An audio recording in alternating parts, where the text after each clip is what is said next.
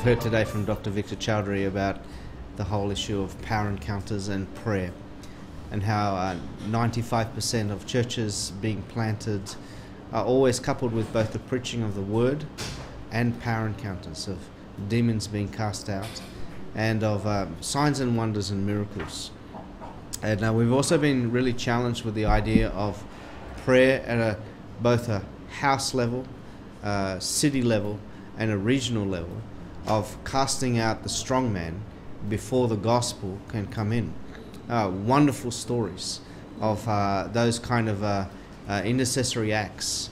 And this challenges me as I think of our nation, of how we are to cast out the strong man, to identify the strong man, to have a prayer strategy, to walk into those places and to pray until the strong man has left, that the gospel might break through. This challenges me on house levels, of the houses we're ministering in.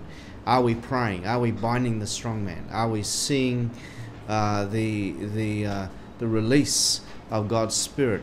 Because the terminology that was used as sweet water and bitter water cannot dwell together, and the bitter water must go before the sweet water can come. A beautiful saying.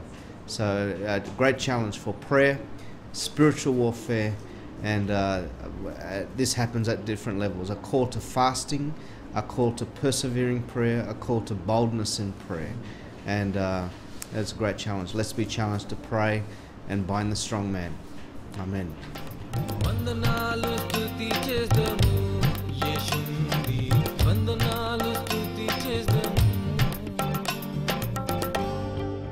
Praise the Lord. It's a great privilege for me.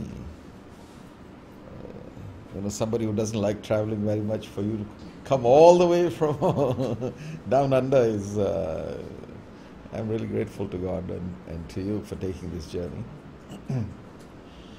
I'm going to start off by giving a little bit of my testimony so you know who I am. I come from not far from here, about 350 kilometers, where I grew up as a child. I have a very medical history. I was born in a medical college in Miraj, near Pune, Nasik. And I studied in a medical college down south in Vellore, which is supposed to be the premier college, medical college of India.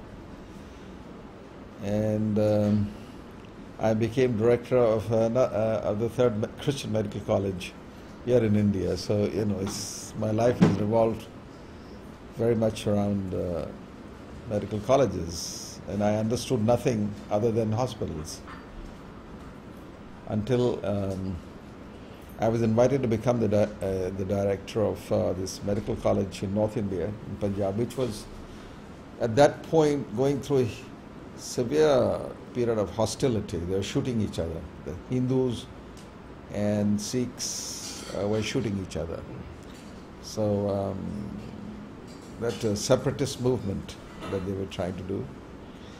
And we were the main hospital which was kind of clearing center for all the casualties. Because the Hindus and Sikhs were fighting, they didn't want to go to any Hindu or a Sikh hospital. They opted to come to a Christian hospital so they could be sure that they would get proper care. So this was back in 86 to 92. And all day we would do normal work. And in the evening, as soon as the sun would set, shooting would start. Bomb blasts would start. All kinds of things would happen. And so all night we were busy taking care of the people who were hurt. I had a huge staff. I had a staff of about 2,500 people in the hospital, and I had about 300 doctors, and I had about 10 operation theaters. And we were really busy, all day and all night. And the system was not organized, so wherever the bomb blast or shooting took place, people would collect people and put them in the back of the car or jeep or trucks, and sometimes a large number of people, and they were brought and they were blown up And first thing we had to do is who's living and who's dead. Then we had to sort out whose limb is this one and whose leg is that one. You know, all these things were gruesome. And in the midst of this hostility, one old pastor came from South India and he visited Punjab, that state. And he said he met all the mission leaders and bishops and church leaders and so on. And he asked them, you know, Punjab, the word Punjab means 5 rivers. There are big 5 rivers there. And he said this, but there is a 6th river of blood flowing through this nation just now. So what should be our response to the Prince of Peace, meaning Jesus? So he met the bishops and all those leaders and they said no response, because they said we cannot go to the villages and preach the gospel, because when we go there they think we are spies, outsiders, so they shoot us. So it was as difficult as that. So they said we are packing up things and going back wherever we come from. So he came and saw me also, and then, you know, being a director of medical school in that situation, you have a very busy schedule from morning onwards. And somebody comes and knocks on the door and says in my office, you know, there's an old bishop, an old pastor from somewhere who wants to see you. I said, you know, I mostly see medical people. So I said, okay, bring him. And that was Dr. Alex. So Dr. Alex brought this old pastor, a very nice man, fatherly looking man. And he says the same thing to me. He says, Punjab means 5 rivers, but there is a 6th river of blood flowing here. And what should be our response? So I looked at him straight in the eyes and I said, we are doing the best we can. We are working day and night and putting them together and taking care of the people who are hurt. And he said, yeah, that's very good. But he said, you're only mending the bodies. That doesn't save souls. And you know, that made me think. So I asked him, what can you do? He said, you know, I don't have solution, but the least we can do is to pray for this nation, to the Prince of Peace, for peace for this nation. And this man was international director of the Every Home Crusade, and he was the prayer director of that place. And in those days we didn't have computers, so he hand wrote literally hundreds and hundreds of letters to his contacts, and he had a very wide contact to pray for this nation. During this period I had very close contact with the government, the governor, the chief minister, the police chief. They would all come to my office because there was shootout, and they would come to visit the patients. So I would go around with them and show them the patients and show them that the police and the terrorists, they are all in the same intensive care ward together where they've been shooting outside each other. And I would often ask the governor of the state, what's the solution to all this? And he would just say, you know, there is no solution because these terrorists are not willing to come to a negotiating table. So we can't negotiate, cannot talk to them. And the chief minister had a very good relationship. One day he was a Sikh Sardarji, big fellow with a big turban.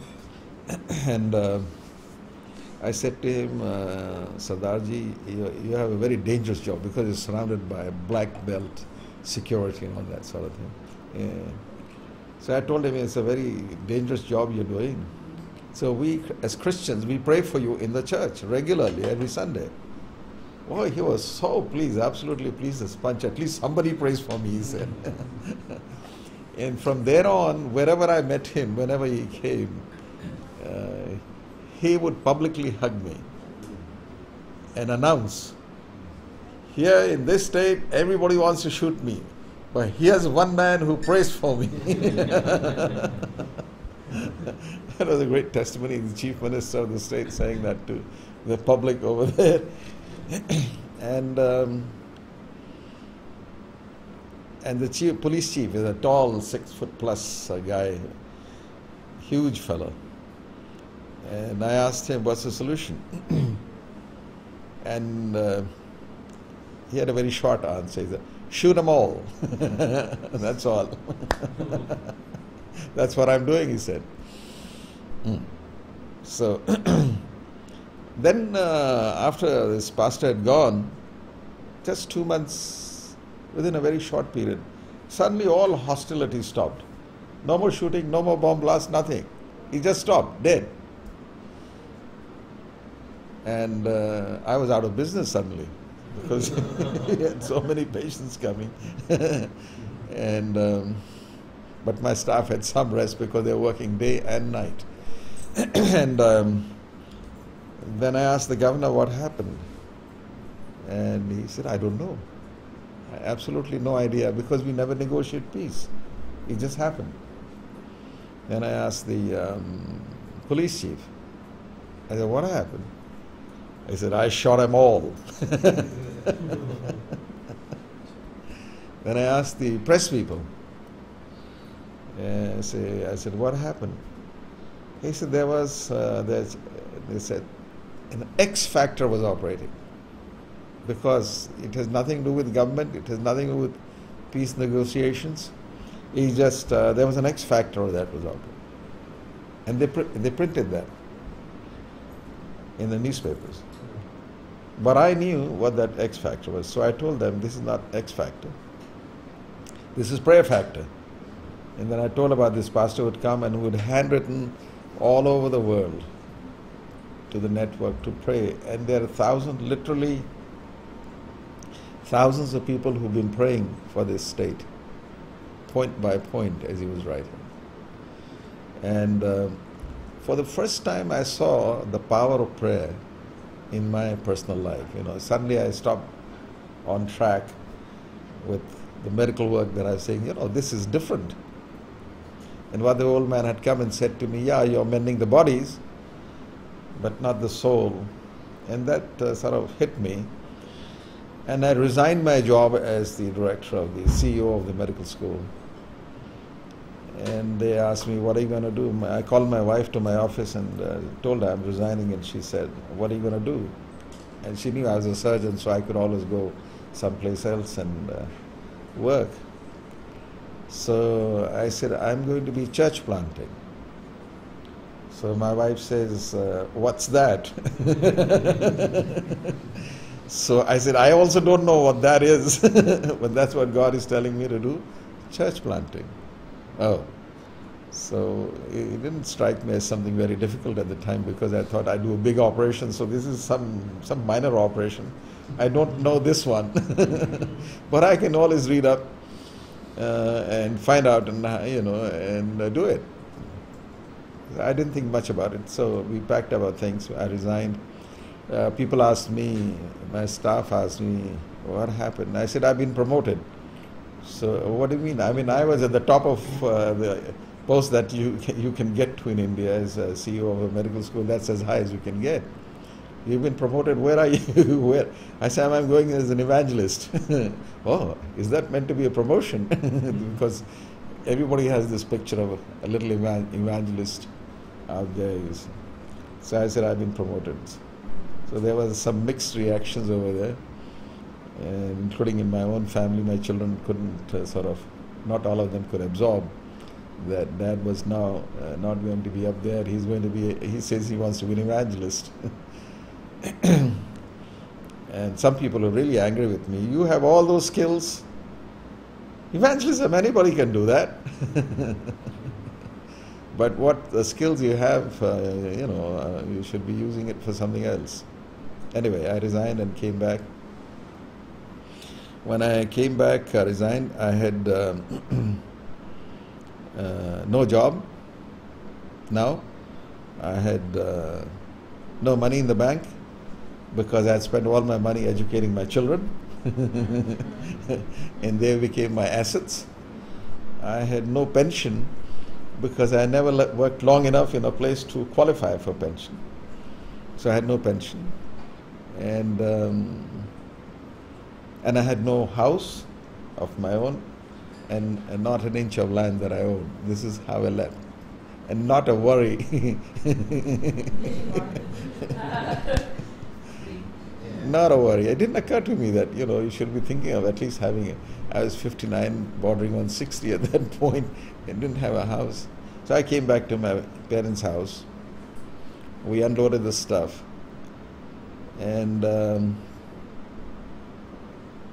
IMA was holding a conference on missions in Lucknow. So I needed to know what missions is about. I couldn't even spell it, you see, because I was so used to medical terms. So we didn't unpack, we just dumped the stuff, and we took a train 3 days later, and we were in Lucknow. And the first time I came to know what missions are all about. And that was my introduction. And they kept using these abbreviations, IMA, FMPB, GFA, which I didn't understand because I was only used to medical abbreviations. And I would say, what's that? And my wife would say, shh, everybody knows, yeah, you are the only ignorant one. So then from there we started.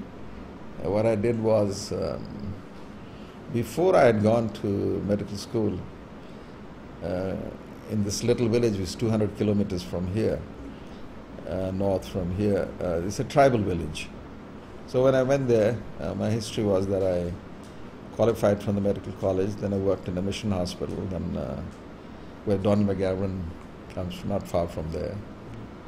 And from there, my wife and I went to England, and I was in England for 8 years studying surgery.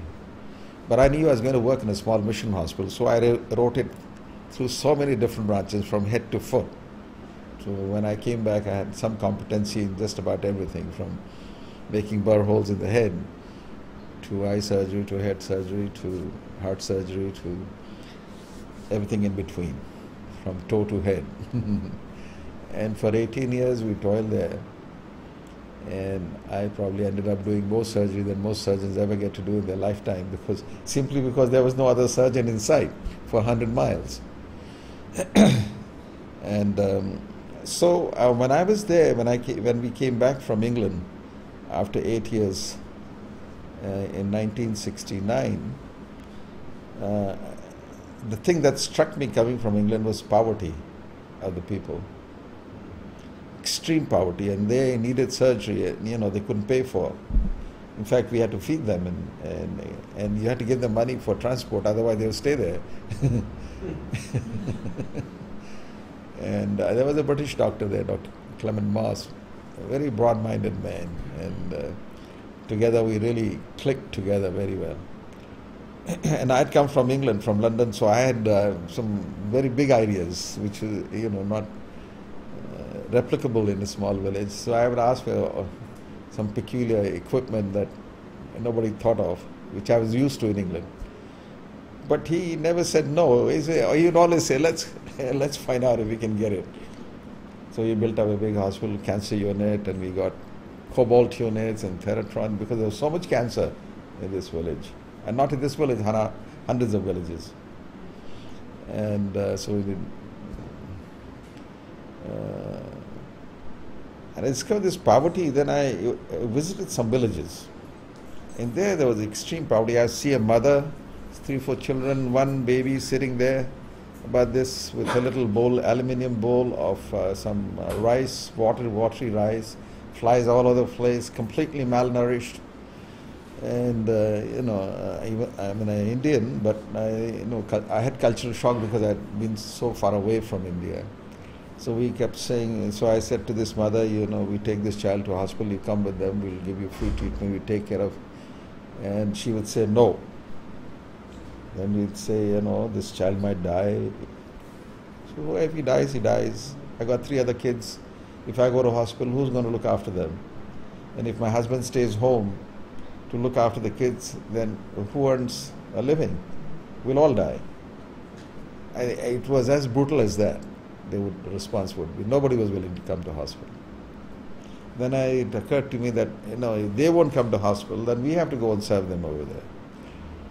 So all day I would work in the hospital doing surgery, but every now and then in the evenings I'd go to the villages and see how we can do. I didn't have any money or food to give it to them. So we'd start off by saying, now what local resources do they have? And so I started fishery program, poultry program, tree planting program, and a whole lot of activities in the village itself. So they had fish to eat, and they had soybean and started soybean. All these were started by me, the fishery, poultry, etc., etc. Crossbreeding of animals. Very interesting time I had. And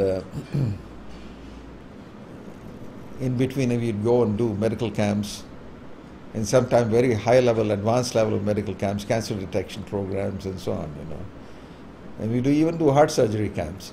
Because there was so much heart problems. So it was a very exciting time, and then I got invited to go to this medical school. So when I came back, when I was doing all this thing, I said, okay, we got food on their plate now. But if they don't have education, what do they have? These tribals. So we said, okay, we'll start, since they won't come to school. They cannot come to school because they have to graze the goats and the cattle, during the daytime. So you had to do something in the evening. So I started some schools. So I found some tribal boys living in the village, and they were Hindus. And I said, we want to start these literacy classes. But I was keen to introduce gospel also. So the tribals are good at singing, so you can start off by introducing songs, choruses. So I said to these Hindu boys, listen, and these boys were not very literate. They were third, fourth grade, passed, mostly failed, but they could just about read or write. So they were my first school teachers. And then I said to them, listen, this is not just literacy class. You have to, teach them from the Bible, stories and things like that. Are you willing? So they smiled and they said, we are willing. I said, but we don't know the Bible stories. So I said, that's not your problem. Come every Saturday, I'll tell you Bible stories. And then you can, teach the children about those Bible stories. So I started systematically from Adam, Eve, Noah, Abraham, Moses, down the line. And all these names were strange names for them. They'd never heard of these names. So some time later, when I went to discover how they were teaching, I discovered they got all the names mixed up. And suddenly Adam was having a baby from his side, from his and all kinds of funny stories. And I said, where did you learn this story? I said, you taught us. Oh. So, by the end of the year, something astonishing happened that was not in my radar. These 10, 12 boys that I was training who were going into villages, they came one Saturday morning and said to me, we want to be baptized. Oh. My vision was very limited. I was only thinking the children should know some Christian songs and stories. They grow up knowing something about Jesus. But these Hindu teachers becoming Christians was not in my thinking. And eventually, by 86, when I left, I had 250 baptisms. And every time it was a bit of a shock to me, that, because I simply wasn't thinking that far. But by the time of medical school, I came back and was starting with church planting. I now knew firmly that, you go all the way to not only preaching and teaching and baptizing, but you go beyond to make them church planters. This I have already got an idea in 92, 93 when I came.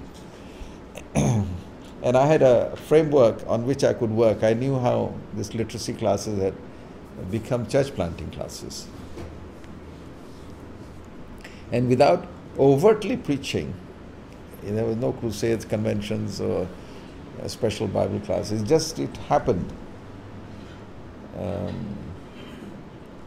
And so when I came back, I got some of the boys again, and My father, I have a farmhouse. My father had a farmhouse, and in the farmhouse, then every morning about 9 to 11, these boys would come from villages, and we study the Bible, scriptures. I had no idea where to start. I'd never heard of Luke 10, and I'd never heard of the Great Commission, and I'd never heard of house church, nothing of that sort. But it was happening, all this was happening. So then they would go at 11 o'clock back to their villages, and they would try what they had learned, practice immediately. Then they would come back next morning and tell me whether it worked or not. And sometimes they would come back with the questions the villagers were asking. We were teaching something else in the classroom, and the villagers were asking a completely different set of questions. So very quickly that set me right that you don't do a systematic course on what you think they need to know. First you need to resolve their difficulties and problems and questions they have before you can proceed. So then we, instead of studying Bible systematically, we started studying according to the question, the problem that was there, right there in front of us. We got to answer this man. I've got to go back today and answer this man today. I've told him by tomorrow I'll come back and answer you. And my Bible knowledge was very limited. And my wife is a Bible scholar. She reads 10 chapters a day. Come hell or high heaven or rain or thunder or she's traveling or whatever it is, 10 chapters. Now, of course, she's using technology because she's got this cell phone and she hangs it around. So when she goes for a walk in the evening, she does the 10 chapters. And when she's done this, she's done the 10 laps of walking as well.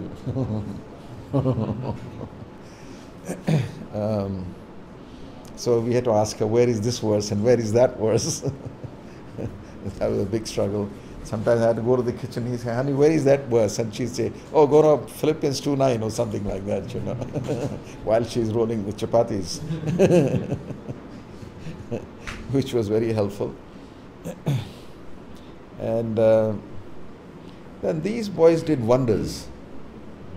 The amazing thing was they did wonders to me that I, from the beginning, understood the approach, the methodology. Because first of all, I was not a theologian, I was not a pastor, I didn't, I'd never been to Bible school. Thank God for that one. And so I never got structured. And so I was learning from these boys, what are the questions, how do we answer these? Because if I go to the field. And then I discovered, it's too cold? It's dripping water. Oh, okay. So one day I got excited. I said, the result is coming too slow and I'm surgeon. I can't wait for results. I have to have the result by next morning. I've operated on the patient. So I went to villages. I tried 2-3 villages. I went there and I had great reception there. The headman of the village came out, and he got his old tatty, old broken bed to sit on with dirty sheet, and I sit there and they'll make this sickly sweet tea for me. And I said, get everybody. So they say, get all the sick patients. I said, no, not sick patients. I'm not doing a medical clinic just now. So everybody in the village would turn up, and then my boys would sing some songs, and I preached, and at the end of 45 minutes I would ask these people, now, how many of you believe in Jesus Christ? Raise your hands. And all hands would go up, 100%. I said, wow, that's good. Then I asked the boys, did they really understand what I'm asking? So I said, put your hands down, I'm going to ask you second time. When I'm saying, do you accept Jesus Christ as your Lord and Savior, I mean you have to reject all the others. Do you understand that now? They said, yes. Now, those who really accept Jesus Christ, raise your hands. And all 100% hands would go up. And I said, wow, that's a good job. And I tried 2-3 times, then I'd come back. And a few days later, I had asked the boys, what happened to that village where we went and we had 100% response? And they would all laugh at me. So I said, why do you laugh? They said, we went back to that village. Nobody's accepted Jesus Christ. What happened? He said that headman who was there, we went and talked to him, and he says that Dr. Choudhrie is operated on my wife, and this son is the product of the cesarean section that he did. If he says to me, stand on your head, I will stand on my head. But this religion thing, he says, we have our own old tribal traditions. And so, yes, we accept Jesus Christ, no problem, he said, but we have our own as well. So I discovered, there was a big cultural gap between me and them, even though I was an Indian. And but I discovered that when they would finally come is because these boys who came from the same culture, there was a huge dialogue would take place for days together. And then they would accept Jesus Christ because then they had understood what the implications were. And some chose to walk with Christ and some didn't. But at least those who chose walked not so strongly after a dialogue. Then what happened? What happened was, there was so much occult in the villages. These evil spirits, the tribals have, they're not idol worshippers really. They believe in spirits that live in the forest, on the trees, in rivers, in mountains. So they were terrified of these spirits. They really were. I mean, in the middle of the night, if you have to tell a tribal, we have to go this way, and if there is that particular tree where the evil spirit resides, he will not go that way. But if you go this way, the tiger will not bother him, but the evil spirit will bother him. And I lived in a place where there were tigers and panthers in those days. So, so what happened in these meetings, when they would do, they had been empowered in our teaching, that they would cast out evil spirits and they would pray for the sick, and then there were a lot of snake problem, people who had been bitten by snakes, they were healed. Then many barren women who had no children were now conceiving and having babies. That really got the movement going. So it was a combo of both the word and the power manifestation. That worked. And so the people who had been healed or delivered, they were very strong. They had very strong witness. They really stood up for their faith. Like Bible times, whereas I was blind, now I see. Whereas I was lame, now I'm jumping around. So it was never just the word. So we did a casual survey of our house churches and discovered that close to 95% of house churches came not by mere word, but through power manifestation. Works. So briefly, that's what happened. From there on, we never had to look back when we understood the concept. It took me 2-3 years to understand that. It didn't happen overnight.